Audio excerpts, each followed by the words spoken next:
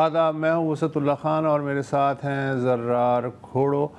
Donald Trump نے 2 دن پہلے اسرائیل کو کہا تھا بمباری بند کر دو، حماس مان گئی ہے، لیکن تب سے اب تک 130 سے زائد مزید فلسطینی شہید کر دیے گئے ہیں اور ٹرمپ جو ہیں وہ چپ ہیں پہلی اور آخری ہدایت دینے کے باوجود۔ اور مصر میں مذاکرات جاری ہیں نیٹی گریٹیز کے، یہ جو 20 نکاتی فارمولہ ہے یہ آخر پریکٹیکلی کس طرح امپلیمنٹ ہوگا۔ تو جب تک نومن تیل بچے گا تب تک ہلاکت کی رادھا ناچے گی، بمباری بند ہونے کا کوئی امکان نہیں لگ رہا۔ اس پہ ہم بات کریں گے۔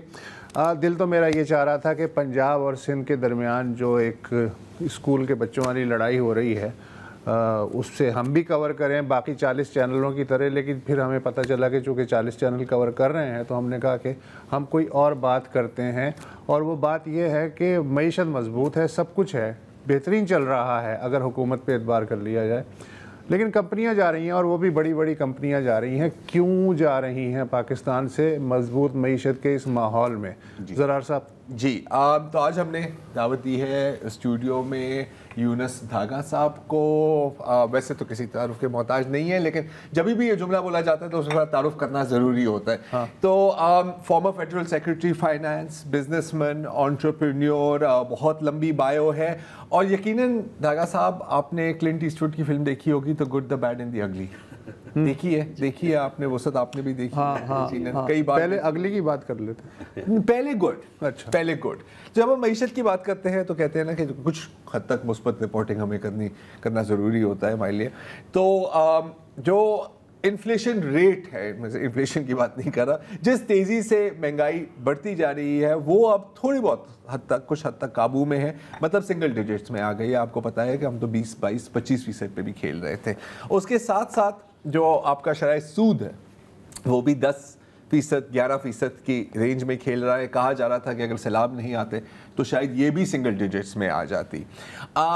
اور پھر اس کے ساتھ ساتھ پاکستانی روپی جو ہے وہ پچھلے 2-2.5 سال سے قدراً سٹیبل ہے۔ ریمیٹنسز بھی بڑھ رہے ہیں، اور سٹاک مارکیٹ، حالانکہ ہم جانتے ہیں کہ سٹاک مارکیٹ معیشت کو ناپنے کا کوئی پیمانہ نہیں ہے، اٹس ناٹ گیج، لیکن سٹاک مارکیٹ بھی روزانہ ہی نئے ریکارڈ قائم کرتی جا رہی ہے۔ کچھ لوگوں کے پیسے بن رہے ہیں جس میں آپ اور ہم وسعت شامل شاید نہیں ہیں، شاید نہیں، ہم نہیں ہیں۔ انفیکٹ اگر ریلی روکنی ہے تو پھر ہم خرید لیں تو ریلی رک جائے گی۔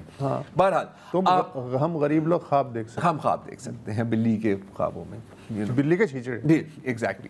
اور آپ کو یاد ہوگا کہ بہت مطلب ماضی کی بات ہم نہیں کر رہے، کچھ سال پہلے ہی ہم بالکل سیریسلی ڈیبیٹ کر رہے تھے کہ یار کیا پاکستان واقعی ڈیفالٹ ہونے والا ہے، سری لنکا بن جائے گا وغیرہ وغیرہ، آپ کو یاد ہے۔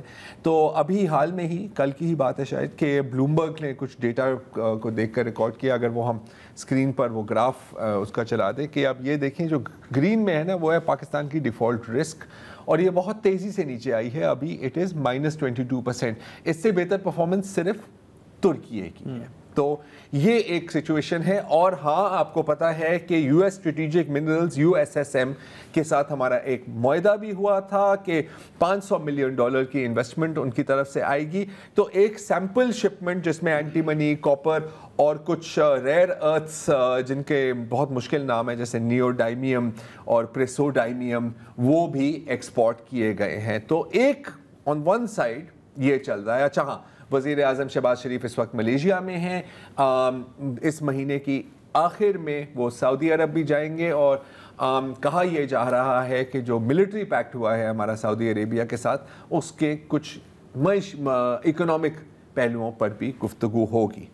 یہ تو ہو گیا گڈ۔ اب ہم آتے ہیں بیڈ اور اگلی کی طرف، اور بیڈ اور اگلی میں آپ کو اچھی طرح سے پتا ہے کہ حالانکہ اوور آل سچویشن بظاہر تو اچھی لگ رہی ہے، فورن بزنسز نہ صرف آنے سے انکار کر رہے ہیں بلکہ جو ہیں وہ جا بھی رہے ہیں۔ آپ کو پتا ہے ماضی میں Telenor, shell, Uber, Yamaha, NI، کئی، بلکہ میرا خیال ہے کہ فورن بینک، بائر، فائزر، ایلی لیلی، ویٹریس، مائکروسافٹ، آپ نے کہہ دیا ٹوٹل انرجی، جی، ایئر لفٹ خیر چھوٹا کام ہے، اوبر، کریم، سویول، یہ بھی تو مطلب اور تقریباً جتنے بھی فورن بینکس تھے ان کی آپریشنز کم ہی ہو گئی ہیں، یا وہ چلے گئے ہیں، فارماسیوٹیکلز کا آپ نے ابھی ذکر کیا ہے. اور حال میں ہے موسٹ ریسنٹلی یہ بھی ہمیں ایک اناؤنسمنٹ آئی کہ پروکٹر اینڈ گیمبل، اور آپ کو پتہ ہے بہت بڑی ملٹی نیشنل کارپوریشن ہے، انہوں نے بھی کہا کہ جی ہم پاکستان میں مینوفیکچرنگ اپنی بند کر رہے ہیں. اب یہاں پر آپ کو مال ملے گا پروکٹر اینڈ گیمبل کا، لیکن تھرڈ پارٹی ڈسٹریبیوٹرز کے ذریعے. اور بھی بہت چیزیں ہو رہی ہیں. گل احمد کی طرف سے بھی ایک ان پلیزنٹ نیوز آئی ہے. بہت بڑی ٹیکسٹائل کمپنی ہے پاکستان کی، آپ جانتے ہیں، اور انہوں نے کہا ہے کہ ہم اب اپنے ایکسپورٹس جو اپیرل جو کپڑے ایکسپورٹ سلا کپڑے وہ ہم بند کر رہے ہیں. دس از ویری ڈینجرس پاکستان کے ایکسپورٹس کے لیے. تو دھاگا صاحب ایک بہت بڑا مینیو ہم نے آپ کے سامنے رکھ دیا ہے. ہم کہاں سے شروع کریں؟ ہم پروکٹر اینڈ گیمبل سے شروع کریں. یہ یہاں پر آپ کو کیا لگ رہا ہے، ایک اوور آل پاکستان کی جو بزنس انوائرمنٹ ہے اس پر وہ ایک ووٹ آف نو کانفیڈنس ہے، یا پروکٹر اینڈ گیمبل کے کچھ اپنے مسئلے مسائل بھی چل رہے تھے اس کے ساتھ ساتھ؟ دیکھیں، شکریہ آپ نے جو آج مجھے یہاں دعوت دی آنے کی. پاکستان کی جو آپ نے انڈیکیٹرز بتائے سارے، وہ سارے انڈیکیٹرز اس بات کی نشاندہی کر رہے ہیں پچھلے سال تک کہ پاکستان ایک ٹیک آف اسٹیج میں ہے، جہاں پہ آپ نے کرنٹ اکاؤنٹ ڈیفیسٹ کنٹرول کر لیا، آپ کا ٹریڈ ڈیفیسٹ کسی حد تک آپ کے کنٹرول میں رہا پچھلے سال. اس کے علاوہ آپ کے ٹیکس کلیکشن وغیرہ بھی کسی حد تک بہتر ہو گئی، اینڈ جو آپ کے ڈیفیسٹس کے جو جتنے بھی چیزیں تھیں وہ سب ٹھیک ہونے لگی. پرائمری ڈیفیسٹ آپ کا ٹھیک ہو گیا، لیکن وہ ٹیک آف ہوتا ہوا نظر نہیں آ رہا.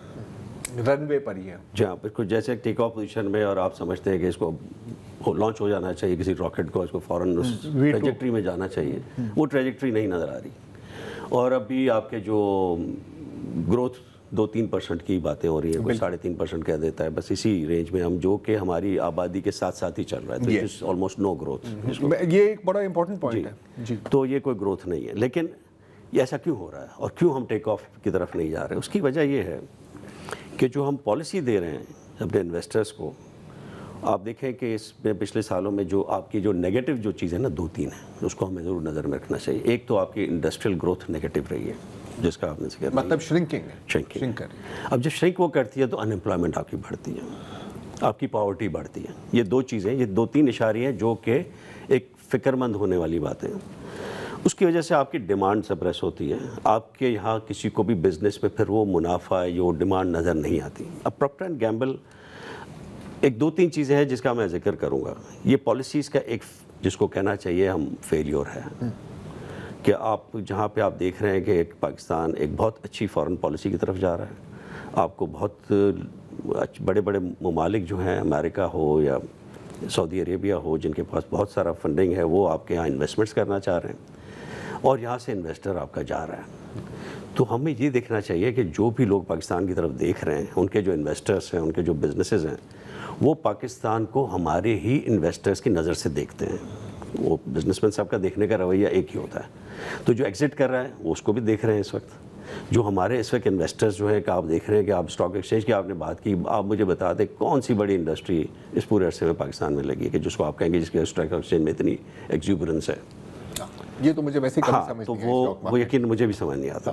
یقین آپ کو سمجھ نہیں آ رہی تو پھر تو چھوڑ ہی دیں. کچھ چیزیں ہم تھوڑی سی آسان کر دیتے ہیں، اس لیے کہ ابھی خاصی باتیں ہونی ہیں. ڈاکٹر اکرام الحق ہیں، ایک ٹیکسیشن کے ماہر ہیں. ان کا کہنا ہے کہ پاکستان کا جو ٹیکس سسٹم ہے وہ خاصا ہیوی اور غیر منصفانہ ہے. کارپوریٹ ٹیکسز جن ممالک میں سب سے زیادہ ہیں، پاکستان ان میں ٹاپ 5-6 میں آ رہا ہے.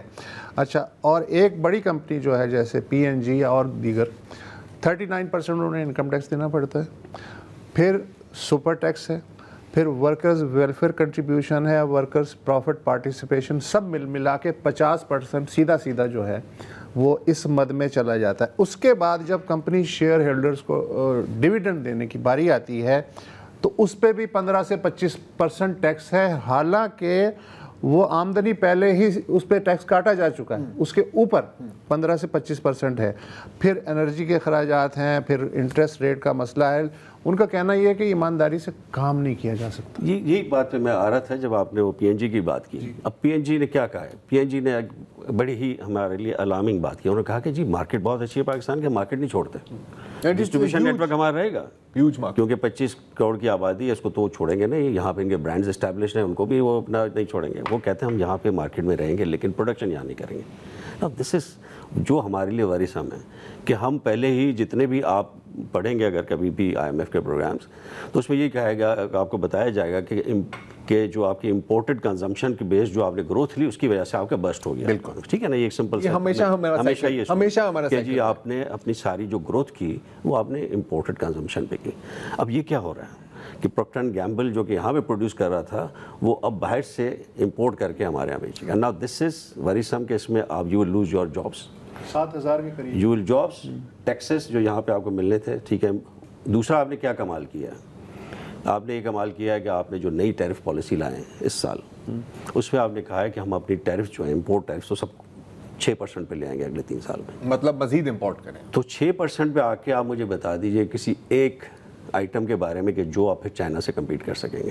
6% تو ویسے اکانومی اسکیل پہ کوئی بھی بڑا اکانومی, چاہے تائیوان ہو, چاہے چائنا ہو, ایون تھائی لینڈ ہو, وہ اکانومی اسکیل پہ کام کرتے ہیں. اس کو اگر آپ 6% کی آپ ٹیرف دیں گے تو آپ کی ساری انڈسٹری بیٹھ جائے گی. اب یہ ہم پہلے بھی کر چکے ہیں, یہ پہلی دفعہ نہیں کر رہے ہیں. یہ ہم نے 90s میں بھی یہ ہم اس راستے پہ چلے تھے کیونکہ یہ ان کا خاص راستہ ہے. جو واشنگٹن کنسنسس والے جو ادارے ہیں, IMF, ورلڈ بینک وغیرہ, یہ جب بھی ٹریڈ کی بات کرتے ہیں کہتے ہیں آپ اپنی امپورٹس لبرلائز کریں, ٹریڈ کو لبرلائز کریں, کم کریں. تو یہ ہم نے 90s میں کیا تھا. اگر پاکستان کی تاریخ میں آپ ٹریڈ ڈیفیسٹ دیکھیں نا تو وہ آپ کو اس وقت سے نظر آتا ہے جب ہم نے اپنے ایوریج ٹیرف کو 46% سے نیچے لا کے 14% میں لے کے آئے, اور اس کے بعد سے ایک طوفان جو آیا ہم آج تک کنٹرول نہیں کر سکے. اب ہم کہتے ہیں جی وہ اب 14% سے اب اس کو ہم 6% پہ لے آئیں گے. تو مجھے نہیں سمجھ آتا کہ یہ پالیسیز کس طرح بنائی جا رہی ہیں. مجھے بتائیے کہ اس کے بعد کس انویسٹر کو پاکستان میں انویسٹ کرنے کا کوئی فائدہ نظر آئے گا جب آپ کے یہاں بجلی کی قیمتیں, سارے انرجی کے کاسٹ زیادہ ہے, آپ کے ٹیکسز جیسے آپ نے بتایا کہ ٹیکسز ایکسٹریملی انہوں نے بڑھا دیے پچھلے 2-3 سال میں, اور اس کے علاوہ پھر آپ کا انٹرسٹ ریٹ. اب اس وقت آپ کی انفلیشن جب 5-6% پر ہے, ہم 11% کی انٹرسٹ ریٹ ہے, تو دنیا میں کہیں نہیں ہوتا اس طرح ہائی. اچھا یونس صاحب, اب میں تھوڑا سا اگر ابھی میری بات ہو رہی تھی آج ہی احسان ملک صاحب سے, جو سابق CEO ہیں یونیلیور کے, پروکٹر اینڈ گیمبل کے نمبر 1 کمپیٹیٹر بھی پاکستان میں وہی تھے نا, یونیلیور, اور پاکستان بزنس کاؤنسل کے سابق CEO. تو وہ کہہ رہے تھے کہ یار دیکھیں پروکٹر اینڈ گیمبل کا جو ہے وہ صرف پاکستان سے نہیں جا رہا ہے, نائجیریا سے بھی جا رہا ہے, بنگلہ دیش سے بھی جا رہا ہے. تو کچھ ان کی اپنی جو, میں اس کی بہت میں باریکیوں میں نہیں جانا چاہ رہا, لیکن وہ مارجن پہ کھیلتے ہیں. یا شیل کو دیکھ لیں, میکسیکو سے بھی انہوں نے لپیٹا ہے, میکسیکو اور آئل ڈسٹریبیوشن انڈونیشیا سے بھی. بالکل, تو کچھ یہ بھی فیکٹر ہے اس میں. اب میں تھوڑا سا ایک ڈیولز ایڈوکیسی کرنا چاہ رہا ہوں یہاں پر کہ پاکستان کی جو مارکیٹ ہے آپ کو پتہ ہے انتہائی پرائس سینسیٹیو. ٹھیک ہے, اگر 100 روپے میں مجھے ایک چیز مل رہی ہے اور اس کا متبادل تھوڑی سی کم کوالٹی کا مجھے اگر 90 یا 80 میں مل رہا ہے, میں وہ لوں گا. تو پروکٹر اینڈ گیمبل کا ایک بہت بڑا پروڈکٹ تھا پیمپرز, آپ کو پتہ ہے, اس کا مارکیٹ شیئر کھا لیا ترکش اور چائنیز پیمپرز, رائٹ. یہ اور بالکل ہی وہ سستے, اور وہ اپنی پرائس نیچے کم کرنے کے یا مطلب مارجن کم کرنے کے لیے تیار ہی نہیں تھے, کیونکہ ظاہر ہے کہ ان کے وہ کارپوریٹ ہیڈ کوارٹر میں فیصلے لیے جاتے ہیں جو بھی. کیا ایک طرح سے لوکل مینوفیکچررز کے لیے ایک یہ بلیسنگ ان ڈسگائز ہے؟ کیا ہمارے لوکل مینوفیکچررز میں یہ کیپیبلٹی ہے یا یہ پروڈکٹ لائن ہے کہ پروکٹر اینڈ گیمبل کا جو مارکیٹ شیئر جو جائے گا وہ ہم اٹھا سکتے ہیں؟ بالکل ہے, جیسے آپ نے پیمپر کی بات کی, اسی طرح ٹریٹ نے ان کو کافی جلٹ کو ٹف ٹائم دیا ہوا ہے, تو ان کے بھی یہ جو ہے بہت ساری پروڈکٹس ہیں جو کہ ان کو کمپیٹ کرتی ہیں. تو یہ ہو سکتا ہے کہ جب مارکیٹ سے یہاں سے پروڈکشن اپنی لے کے جائیں, لیکن بات یہ ہے کیا وہ پروڈکشن پہلے سے مہنگی لے کے آئیں گے یا سستی لے کے آئیں گے؟ میرا اندازہ ہے کہ وہ سستی لے کے آئیں گے. جب آپ اپنے ٹیرفس کو 6% پہ اگر لے آئیں گے تو وہ باہر بجلی کی پیسے بچا لیں گے, وہ وہاں پہ ٹیکسز کے ہی پیسے بچا لیں گے, وہاں پہ انٹرسٹ ریٹ کے پیسے ہی بچا لیں گے. تو ساری بچتوں کے ساتھ جب وہ آئیں گے تو آپ کی مارکیٹ میں اسی طرح کمپیٹ کر رہے ہوں جیسے آج کر رہے ہیں. تو مطلب ان کے لیے زیادہ سستا ہے کہ کہیں اور مینوفیکچر کر کے پاکستان میں امپورٹ کروائیں, بنسبت کہ وہ پاکستان میں چیزیں بنائیں اور لوگوں کو امپلوائے کریں. یہ سگنل ہماری ٹیرف پالیسی نے کلیئر دے دیا سب کو, جی آپ جہاں پہ ابھی آپ سستا بنا سکتے ہیں پاکستان پہ آ جائیں بس. یہ تو آپ کی امپورٹ پالیسی کی ہوئی نا. ایکسپورٹس میں بھی بڑا مسئلہ چل رہا ہے, یہ جو گل احمد کا میں نے ذکر کیا, تو یہ تو لوکل کمپنی جا رہی ہے نا, یہ ہمارے لیے زیادہ, یہ میرے لیے یہ زیادہ بڑا لمحہ ہے. آپ یہ دیکھیں کہ ایک وقفہ لیتے ہیں یونس صاحب, پھر اس موضوع پر. Welcome back. ڈبیٹ یہ ہو رہی ہے کہ پاکستان کی معیشت بظاہر آنکڑے سب مضبوط دکھائی دے رہے ہیں, اس کے باوجود جو بین الاقوامی کمپنیاں ہیں اور کچھ بڑی دیسی کمپنیاں بھی وہ یہاں سے بوریا بستر کیوں باندھ رہی ہیں یا باندھنے کا سوچ رہی ہیں. ابھی ہم نے پراکٹر اینڈ گیمبل کی بات کی.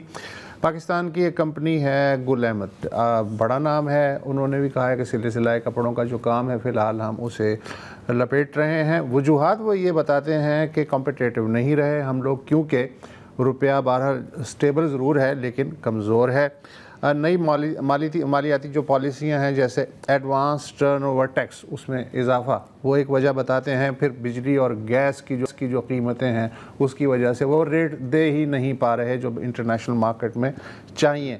مزے کی بات یہ ہے کہ وزیر اعظم کے جو رابطہ کار برائے تجارت ہیں رانا احسان افضل, وہ کہتے ہیں گل احمد کا اعتراضات بالکل ٹھیک ہیں, پیداواری لاگت بہت زیادہ ہے. اور اب پھر ان سے پوچھا جائے کہ اب جب آپ کو بھی پتہ ہے ایز اے گورنمنٹ کہ ایسا ہو رہا ہے تو پھر تو وہ آگے سے جواب دے دیجیے IMF. میری آج بات ہوئی زیاد بشیر صاحب سے جو بورڈ میں ہیں ان کے, تو ایک اتنی لمبی لسٹ انہوں نے دی ہے ٹیکسز کی. تو جو آپ کہہ رہے ہیں کہ نا ایکسپورٹ کو فیسیلیٹیٹ کرنے کی کوشش کی جاتی ہے, ہر بندہ یہ کہتا ہے سر ہم نے ایکسپورٹس کو اتنے بلین پہ لانا ہے, اتنے بلین پہ لانا ہے, لیکن پریکٹیکلی دھاگا صاحب گراؤنڈ پر ہم تو ایسے لگ رہا ہے کہ پالیسی یہ ہے کہ ایکسپورٹ نہ ہو. تو یہ مطلب یہ کھلا تضاد نہیں ہے؟ بالکل کھلا تضاد ہے. ہم نے پچھلے سال یہ کیا کہ ہم نے ایکسپورٹ کے اوپر ہر قسم کے ٹیکسز لگا دیے جو ایک نارمل ٹریڈ پہ ہوتے ہیں, نارمل ایک بزنس پہ ہوتے ہیں. اب ایکسپورٹ ایک پورا ڈاکیومنٹڈ بزنس ہوتا ہے, تو اس میں ٹیکسز بچانا بھی کوئی چاہے تو نہیں بچا, تو سارے ٹیکسز جو اس کے ہوں گے سیدھے لگ پکڑ ہے آپ کی, تو جتنے آپ کے پاس آ رہے ہیں ڈالرز اس حساب سے. تو آپ یہ سگنل دے رہے ہیں کہ اگر آپ ایکسپورٹ نہ کریں اور لوکل کو بزنس کریں تو اس میں ہو سکتا ہے کہ آپ ٹیکسز بچا لیں گے تو آپ کے پروفٹس بہتر ہوں. گل احمد کا بھی یہی. تو this is an anti export signal جو کہ ہم نے پچھلے سال دیا, کیونکہ ساری دنیا اپنے ایکسپورٹس کے اوپر سبسڈیز دیتی ہے. ہم کہتے ہیں سبسڈیز نہ دیں, جو ٹیکس کنسیشنز پہلے تھی اس کو وڈرا تو نہ کریں, اور وہ ساری وڈرا کرنا اور پھر اچانک پوری کہ انہوں نے کہا کہ جی پہلے تھا 2% آپ کا وہ فائنل ٹیکس آپ کے ایکسپورٹس کے اوپر, انہوں نے کہا کہ نہیں اب آپ کے پاس پورا ٹیکس لگے گا وہ 45% ہو, جتنا آپ نے پورے گنوائے مطلب پورا 50% آپ ٹیکس دیں گے. تو ناؤ آپ یہ کہہ رہے ہیں کہ اگر آپ انفارمل اکانومی میں چلے جائیں یا لوکل اکانومی میں رہیں, اس میں سے ٹیکسز کی جو بچت کر سکتے ہیں کریں, ایکسپورٹ پہ آپ جائیں گے تو آپ کو ہم بہت زیادہ ٹیکسز کریں گے. تو اس دفعہ اس کا ہمارے پاس آ بھی گیا. یہ تھوڑا سا یہ نہیں ہے کہ اگر آپ فائلر نہیں ہو تو کبھی غلطی سے فائلر بنو نا, یہ تو ہم سب کے لیے ایک سوچنے کی بات ہے. تو میرا اپنا ٹیکس انسیڈنس بھی بہت بڑھ گیا, وہ میں اپنی بات نہیں کرتا ہوں, لیکن جو جنرلی ایکسپورٹس کے اوپر جس طرح ہم کر رہے ہیں, اب اس میں پھر یہ ہوا کہ پچھلے 3 مہینے سے ہمارا ایکسپورٹ کو 4% کم ہوا. جی لاسٹ جو سیمائی گئی منتھ آن منتھ, جی سیمائی, اچھا ٹھیک, quarterly to quarterly, July to September پچھلے سال کے مطابق اس سال جو ہوئی ہے, اور ہماری امپورٹس تقریباً 18-19% بڑھ گئی ہیں. تو ہمارا جو ٹریڈ ڈیفیسٹ ہے وہ تقریباً 40% بڑھ گیا. اب یہ بڑی فکر کی بات ہے کہ اگر آپ نے 9.5 ارب روپے کا ٹریڈ ڈیفیسٹ کر لیا ہے صرف ان 3 مہینوں میں, تو آپ کے 38-40 ارب پہ جائے گا سال کے آخر میں. اب اس کی جو ہے نا مجھے کوئی وجہ سمجھ نہیں آ رہی کہ اس طرح ہم کیوں پش کر رہے ہیں. ہم نے بڑی مشکل سے پچھلے سال ہم نے ایکسٹرنل سیکٹر کی اسٹیبلٹی لی تھی, ہم نے بڑا جشن منایا کہ جی ہم نے کرنٹ اکاؤنٹ سرپلس کیا, اور بہت اچھی بات تھی, بہت اچھا سگنل تھا ملک کے لیے. لیکن اس سے اگلے سال ہم نے کہا کہ جی ہم نے ٹیرف پالیسی ایسی لے کے آ گئے کہ ہم نے امپورٹس کے سارے دروازے کھول دیے. ٹیکس اتنا ہم نے ایکسپورٹ پہ بڑھا دیا کہ جی ایکسپورٹر کے لیے اب کوئی انسینٹیو نہیں ہے کہ وہ اتنی محنت کرے, باہر سے سارے آرڈرز لائے اور پھر اس کے بعد ایک پیسے کا ٹیکس دے.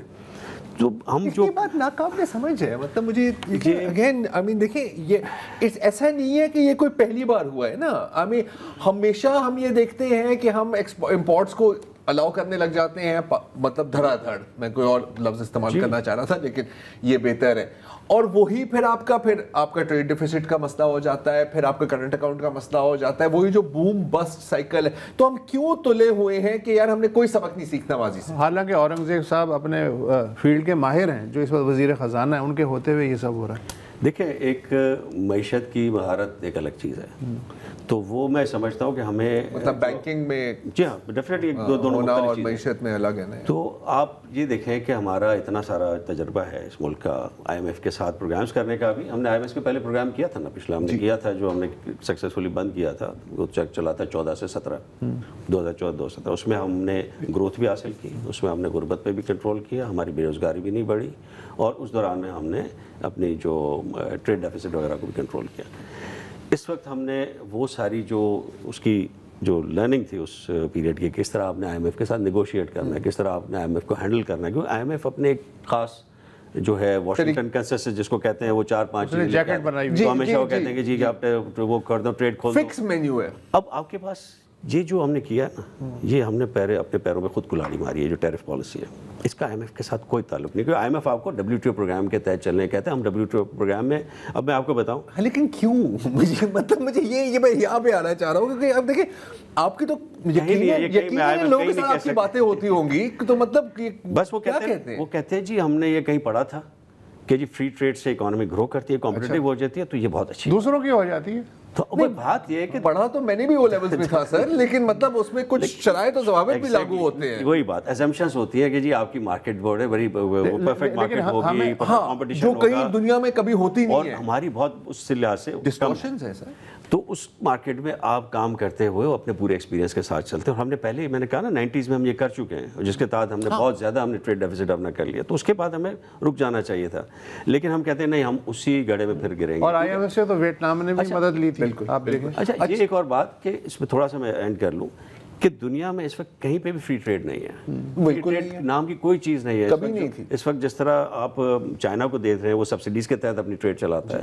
یو ایس کو دیکھ لیں, جس طرح وہ ٹیرف سب اس نے امپوز کرنے شروع کر دیے, تو آپ کو ہر طرف پروٹیکشنزم, اور وہ سر فری ٹریڈ اور فری اسپیچ میں کوئی فرق نہیں ہے. ہر جگہ کہیں نہ کہیں ان کے اوپر قدغنیں یا ڈسٹورشن. ہمارے یہاں یہ غلط فہمی ہے کہ کوئی فری ٹریڈ دنیا میں ایگزسٹ کرتی ہے جس میں ہم شامل ہو جائیں. ٹریڈ کی بات کی تو ہم انویسٹمنٹ کی بھی بات کرنا چاہیں گے. ایک بار پھر میں آنا چاہ رہا ہوں کہ ایک ادارہ بنا تھا اسٹریٹجک انویسٹمنٹ فیسیلیٹیشن کاؤنسل, جس کا کام ہی تھا کہ یہ جو ساری جو ڈسٹورشنز ہیں اور جو یہ سرمایہ کو گھیر کے لائیں, ان کو آپ صاف کریں اور سرمایہ کو گھیر کے لائیں. اس کا ابھی تک کیا ہوا ہے؟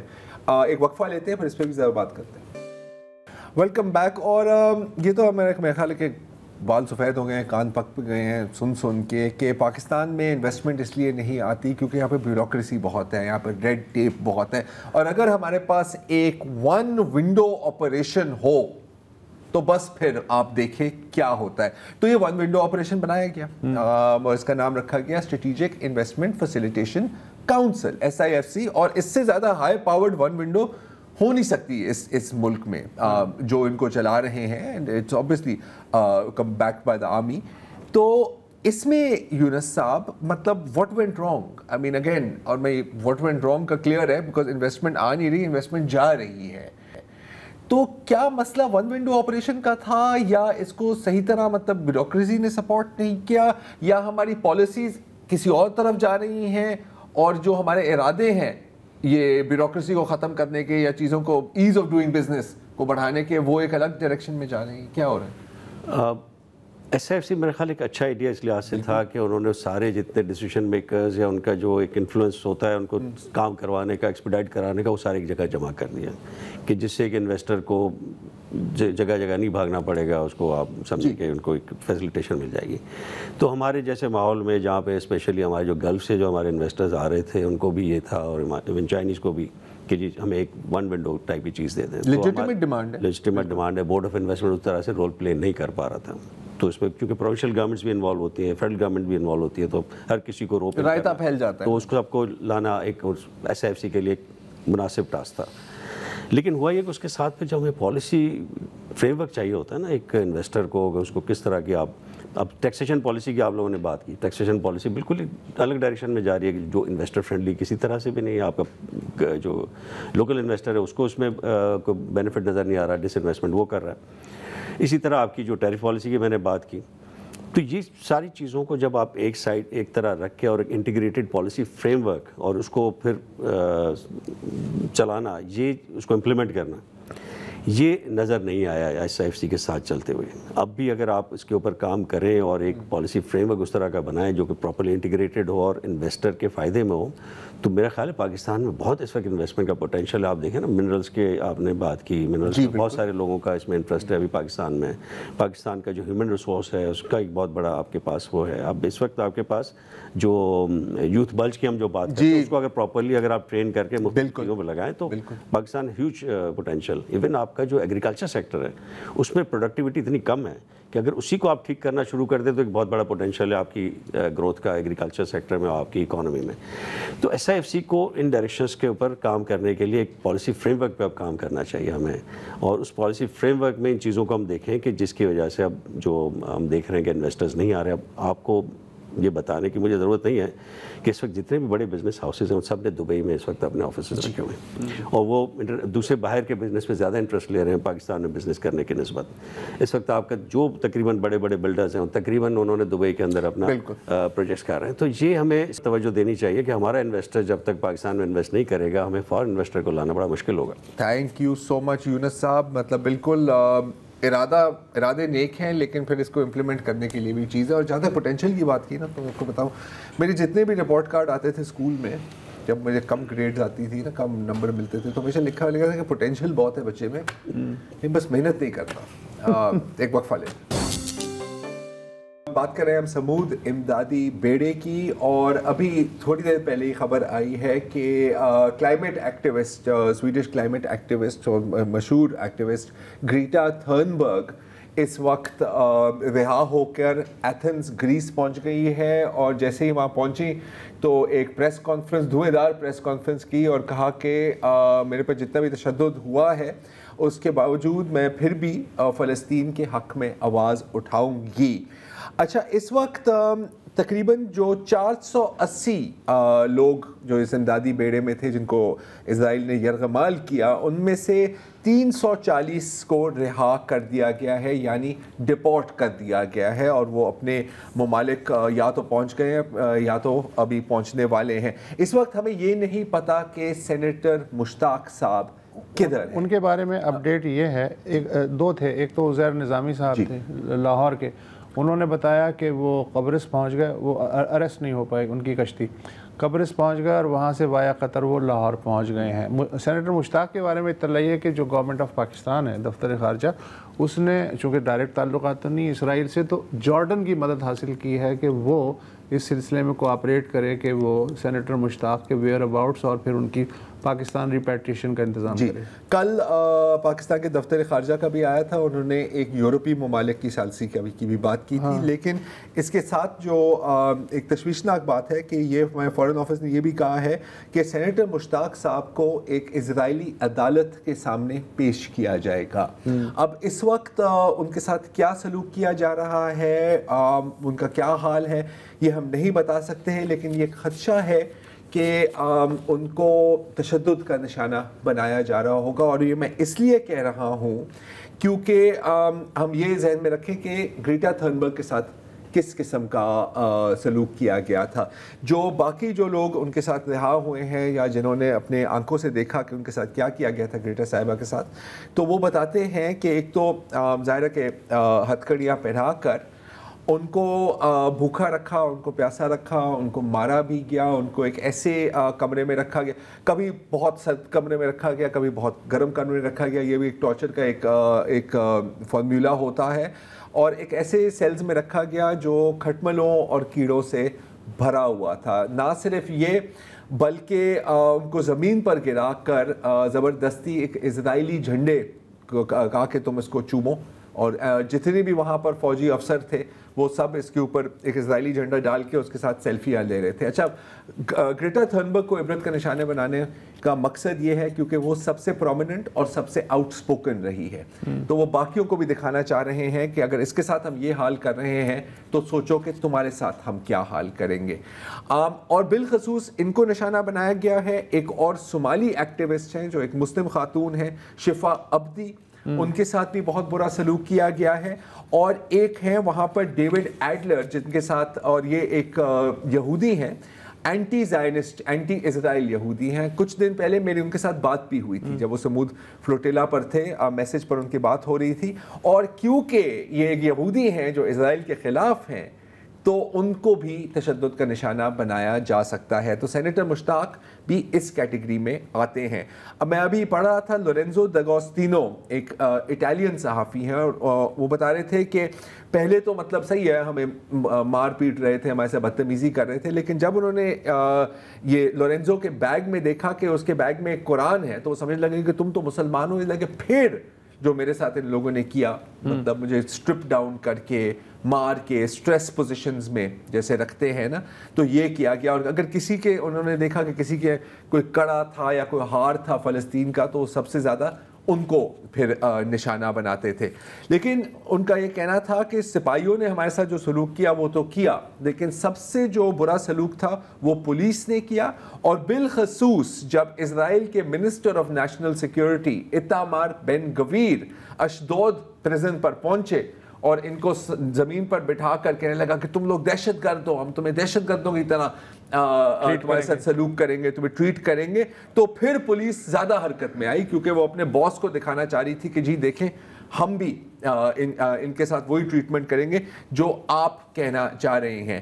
اس کے ساتھ پھر اب کچھ ٹیسٹیمونیلز, کچھ بیانات بھی سامنے آ رہے ہیں, جیسے کہ ایک ترکش خاتون ہے ایکٹیوسٹ سما نور یمان, اور انہوں نے کہا کہ ہمارے حجاب کھینچ کر زمین پر پھینکے گئے تو ہمارے جو ساتھی تھے ان کی جو بھی ان کے پاس شرٹس تھی یا جو بھی ان کے پاس کپڑے تھے پھر انہوں نے ہمیں دیا کہ آپ اپنے سر ڈھک لیں. تو مطلب کہ جو وہاں پر جو مسلمان اور جو ویزیبلی مسلم ہیں ان کو زیادہ تشدد کا نشانہ بنایا گیا.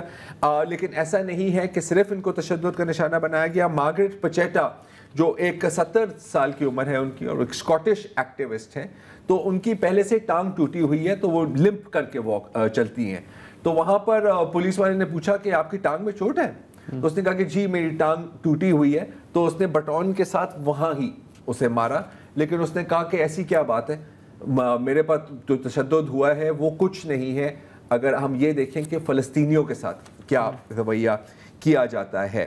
اچھا اب ظاہر ہے کہ وہ خاموش بھی نہیں رہے. ایک جو ترکش ایکٹیوسٹ تھی وہاں پر, انہوں نے کہا کہ جب وہ بن گویر ہمارے پر چلا رہا تھا تو ہم بھی اس پر چلا رہے تھے, تو ہم ایسا نہیں ہے کہ ہم ڈر گئے یا ہم سہم گئے. اچھا ڈرنے کے باوجود اب ایک اور امدادی بیڑا غزہ کے لیے روانہ ہے. یہ فریڈم فلوٹیلا کولیشن کی ایک نئی پیشکش ہے, ایک نئی جدوجہد ہے, اور اس وقت وہ غزہ سے تقریباً 3 دن دور ہیں. اور ابھی میں وہاں سے ایک ان کا بیان پڑھ رہا تھا, وہ کہہ رہے تھے کہ جی اسرائیلی پلینز اور ڈرونز ہمارے ارد گرد گھوم رہے ہیں اور ان قریب اسرائیلی کشتیاں بھی ہمیں انٹرسیپٹ کر لیں گی. اور اس کو ایک اور فلوٹیلا نے جوائن کیا ہے جس میں 10 یا 10 سے زائد کشتیاں ہیں. اس دوران ان پچھلے 24 گھنٹوں میں پورے یورپ, موروکو اور ترکی میں بہت بڑے مظاہرے دیکھنے کو ملے. اچھا برٹن کی پہلے میں بات کرنا چاہ رہا ہوں. تقریباً 13 برٹش شہری جس میں یوون ریڈلی صاحبہ شامل ہیں, یوون ریڈلی صاحبہ کو رہا کر دیا گیا ہے, کو گرفتار کیا گیا تھا اسرائیلی فورسز نے. اور برٹش گورنمنٹ نے ان کے بارے میں تو کچھ نہیں کہا, لیکن جو بھی فلسطین کے حق میں یا فلسطین ایکشن کے حق میں مظاہرے کر رہے ہیں, جیسے کہ یہ صاحب آپ دیکھ سکتے ہیں کتنے خطرناک دہشت گرد ہیں یہ جن کو لے جایا جا رہا ہے, اور یہ خاتون ان کی بھی کوئی 75 سال کی تو عمر ہے, ان کو بھی گرفتار کیا گیا ہے. ایک اور نابینا شخص ہیں, وہ دیکھ رہے ہیں آپ اپنی کین کے ساتھ چل رہے ہیں, ان کو بھی گرفتار کیا گیا ہے. لیکن لوگ پھر بھی باہر نکل رہے ہیں. روم اٹلی میں تو ابھی 4 دنوں سے مظاہرے چل رہے ہیں, ہڑتال چل رہے ہیں, لاکھوں روڈ پر ہیں. وقت کم ہے, نہیں تو میں آپ کو موروکو اور ترکی بھی دکھانا چاہ رہا تھا, لیکن میں یہ دیکھیں ایمسٹرڈیم, نیدرلینڈز کا شہر ایمسٹرڈیم, تقریباً اندازوں کے مطابق 2.5 سے 3 لاکھ لوگ, سب لال لباس میں, 30% آبادی 30% آبادی. ایمسٹرڈیم کی کل آبادی شہر کی پراپر 10 لاکھ ہے. آپ سوچیں کہ 3 لاکھ لوگ, مطلب کہ اگر کراچی میں آپ یہ پرسنٹیج اپلائی کریں تو 80 لاکھ روڈوں پہ. لیکن ظاہر ہے کہ یہاں پر میرا خیال ہے کہ 80 لوگ بھی نہیں نکلے, 80 لاکھ تو دور کی بات. نہیں نکلے ہیں، یہاں ہزاروں کی تعداد میں نکلے ہیں، لیکن اتنے بڑے مظاہرے نہیں ہوئے. جی یہ بھی ہے. آج کے لیے اتنا ہی جی، اجازت دیجیے، خدا حافظ.